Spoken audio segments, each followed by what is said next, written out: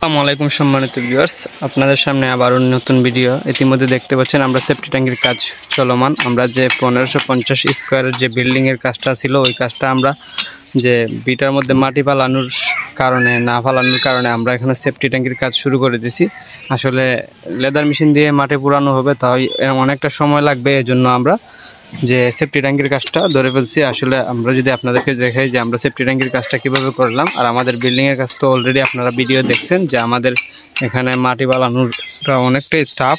আসলে আমি যদি আপনাদেরকে দেখাই, আমাদের যে বিট লেভেল অনেক উঁচু। আসলে বিট লেভেলের মাটি বানানো অনেকটাই ঝামেলা, তাই একটু সময় লাগবে। তাই আমরা যে সেফটি ট্যাঙ্কির কাজটা আছে ওইটা করতেছি, কারণ সেফটি ট্যাঙ্কির কাজটা আগে করে নিলে সবচেয়ে ভালো হয়, পরবর্তীতে আর ঝামেলা হয় না। দেখুন, আমরা আসেন আপনাদেরকে যদি আমরা সেফটি ট্যাঙ্কির কাজটা দেখাই, যে আমরা সেফটি ট্যাঙ্কির কাজটা কীভাবে করতেছি। অনেকেই করেন শুধু ইট দিয়ে, আসলে আমরা এখানে নিচে